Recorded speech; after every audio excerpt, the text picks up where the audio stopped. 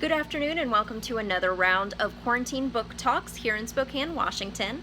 I hope that everybody is holding up well with everything that's going on in the world right now, and I hope that one of the books I'm going to talk to you today might provide you with a little bit of an escape if you're not handling things so well. So I'm going to talk about two different books today. Both of them, actually, they may not be that great of an escape because they're both a little bit on the dark side.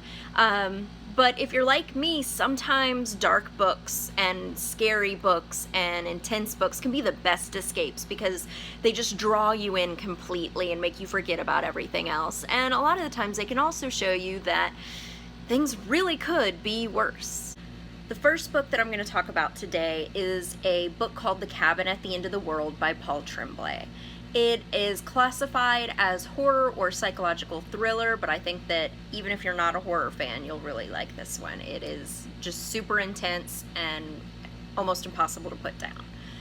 So, Eric, Andrew, and their adopted daughter, Wynn, are the perfect little family. Warm, loving, and happy. Needing to get away from the demands of their busy lives, they decide to get a little R&R deep in the woods of New Hampshire in a cute little cabin with no neighbors and no cell reception. It's like a beautiful oasis just for them, free of all worries other than the natural worries of new parents with a young, adventurous child. At least, that was the plan. Then Leonard shows up. He's built like a giant, but he's sweet and gentle, and Wynn takes to him immediately because he helps her catch grasshoppers out front in the yard in front of the cabin. He tells Wynn that he and his friends have to talk to her parents about something really, really important. Although Leonard seems pretty harmless, when his friends show up, they're wielding terrifying homemade weapons cobbled together from metal scraps and garden tools.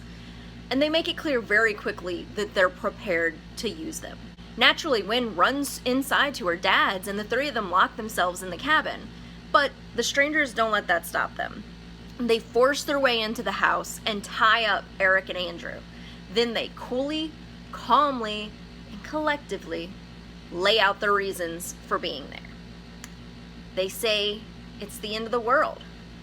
And only Andrew, Eric, and Wynn can stop it. The strangers will stop at nothing to keep the world spinning, even if it means forcing good people to make the ultimate sacrifice. When it comes down to it, who would you choose? Family or the greater good? So the next book I'm going to talk about is something a little bit different. It's called The Refrigerator Monologues, and it's by Catherynne Valente. You may have heard of Catherynne Valente. She has quite a few very well-received books out there, generally in the sci-fi fantasy area, and this is also in the sci-fi fantasy genre, but it's focused on comic books.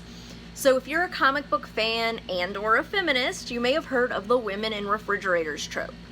Just in case you're not familiar with it, the trope was coined by comic book creator Gail Simone in response to the high numbers of female comic book characters who are tortured, raped, maimed, or killed, all in the name of character development or motivation for a male protagonist.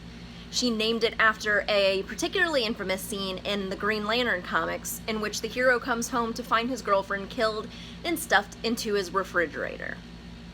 Valente's book is a take on this trope, featuring copyright-safe analogs of major female comic book characters who were fridged in order to serve a male character's plotline.